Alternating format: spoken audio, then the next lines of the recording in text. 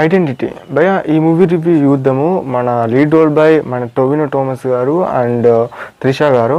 So film అనేది నాకు ఎలా అనిపించింది అంటే బాగుంది భయ. ఒక థ్రిల్లర్ ఆస్పెక్ట్లో అయితే అనిపించింది. ఒక థ్రిల్లర్ సస్పెన్స్ ఫిలిం అని చెప్పుకోవచ్చు. యాజ్ వెల్ యాజ్ ప్లస్గా మనకు యాక్షన్ పార్ట్ కూడా ఈ మూవీలో అయితే ఉంటుంది. మెయిన్గా మనకు ఈ స్ట్రీమింగ్ బై G5లో అయితే స్ట్రీమ్ అవుతుంది ఈ ఫిలిం తెలుగులో. మరి చూడన్న వద్ద అనేది నేను ఈ డెప్త్గా మాట్లాడుకుందాం. ఒక 3-4 మినిట్స్లో రివ్యూ అయితే ఫినిష్ చేసేద్దాము.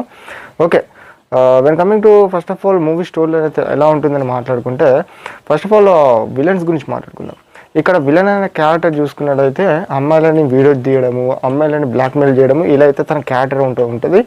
ఇలా బ్లాక్మెయిల్ చేసేటప్పుడు మరి ఆర్టిస్ట్ అయిన మన హరణ్ అంటే మన హీరో హరణ్, మన టొవినో థామస్ గారు దీంట్లో క్యారెక్టర్.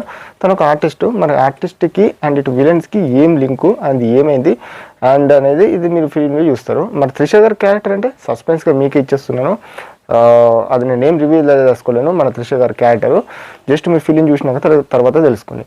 కానీ నాకు ఏమనిపించిందంటే ఈ ఫిలిం ఎంటర్గా చూసినాక మన త్రిష గారిని ఎక్కువ ఈ ఫిలింలో యూజ్ చేసుకోలేరేమో అంటే అనిపించింది. కొంచెం అక్కడక్కడని త్రిష గారిని ఎక్కువ చూడము. సో ఎంటర్గా అయితే మన టొవినో థామస్ గారు అయితే ఈ ఫిలింలో అయితే కనిపిస్తూ ఉంటారు. సెకండ్ హాఫ్లో కూడా మన టొవినో థామస్ గారిని ఒక హైలో లేపించే సీన్స్ కూడా మనకి ఎక్కువ టొవినో థామస్ గారికి ఉంటాయి. అది మాత్రం చెప్తున్నాను.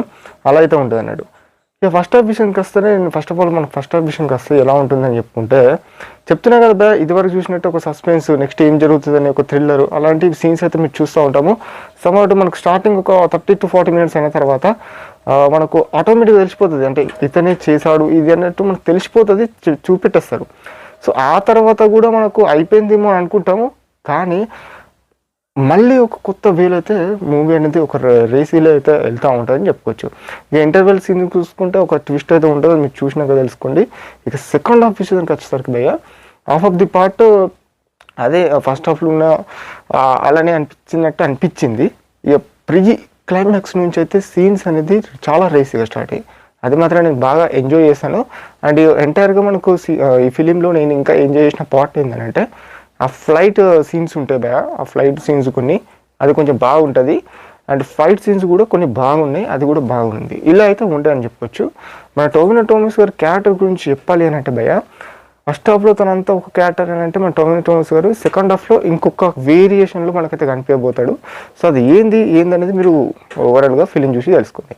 ఇక మన త్రిష గారి క్యారెక్టర్ కూడా చాలా బాగుంటుంది. అంతకుమించి నేను ఎక్కువ ఏం చెప్పదలుచుకోలేను మన త్రిష గారి క్యారెక్టర్ గురించి.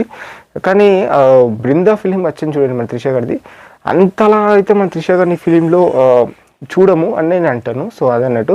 అండ్ ఇంకా ఈ ఫిలింలో చెప్పుకోవాలంటే అలానే ఒక క్యారెక్టర్ భయ, ఆ క్యారెక్టర్ని మీరు కొంచెం సస్పెన్స్ అని పెడుతున్నా, మీరు ఫిలిం చూసినాక తన క్యారెక్టర్ కూడా చాలా డెప్త్గా ఉంటుంది. సో చూసిన తర్వాత తెలుసుకోండి. ఓవరాల్గా ఫిలిం అయితే ఇలా అయితే ఉంటుంది. మరి ఫ్యామిలీతో చూడొచ్చా లేదని ఒక పాయింట్ ఆఫ్ వ్యూ చెప్పాలంటే భయ నేను మీకు స్టార్టింగ్లో చెప్పాను, విలన్స్ నుంచి కొంచెము అమ్మాయిల అనే రేప్ సీన్స్ కానివచ్చు, లేకపోతే కొన్ని బ్లాక్మెయిల్ సీన్స్ కానివచ్చు, ఇవి చూసుకున్నట్టయితే కొంచెం చూడకపోవడం అనేది బెటర్ అనేది ఆ ఫీలింగ్. మరి మీ పైన డిపెండ్ అయి ఉంటుంది. మీరు ఒకసారి చూడండి, చూసిన తర్వాత మరి ఎలా ఉంటుందో మీ ఒపీనియన్ వదిలేస్తా. ఒకసారి చూసిన వాళ్ళైతే కామెంట్ సెక్షన్లో వేయండి. అండ్ ఓవరాల్గా ఇలా అయితే ఉంటుంది ఐడెంటిటీ అనే మూవీ రివ్యూ.